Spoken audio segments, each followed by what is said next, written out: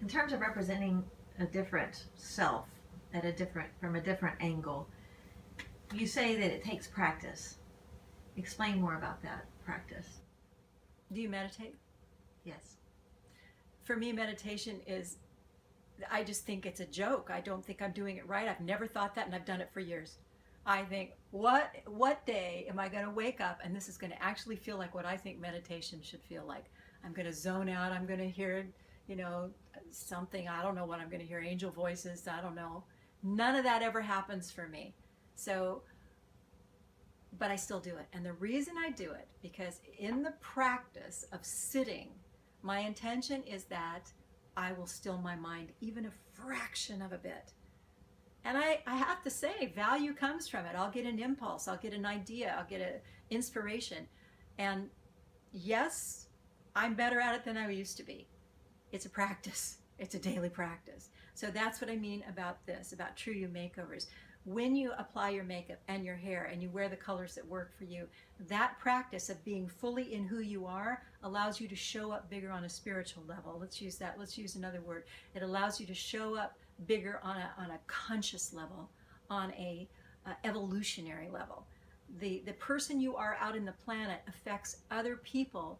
The more you come from that authentic part of yourself, the more impact you have everywhere around you.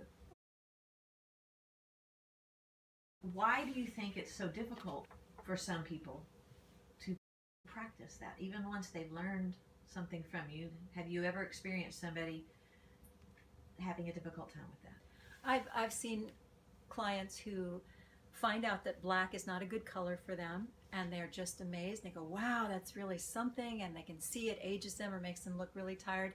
And then after a few months, they're wearing black again.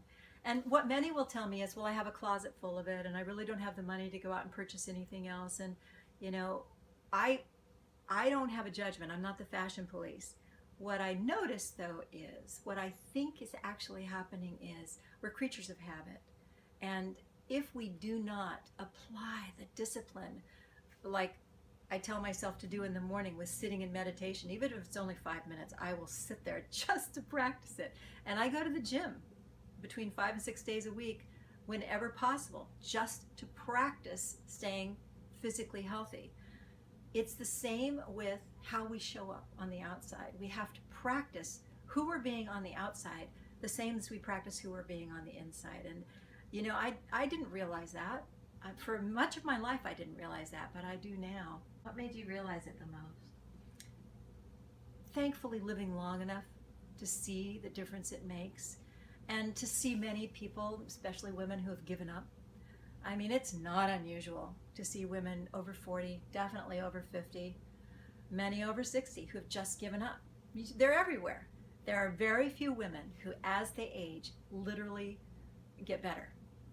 But there are some, and it's happening more and more and more. And the getting better doesn't mean you get younger. Doesn't mean that. I mean, that's not going to happen.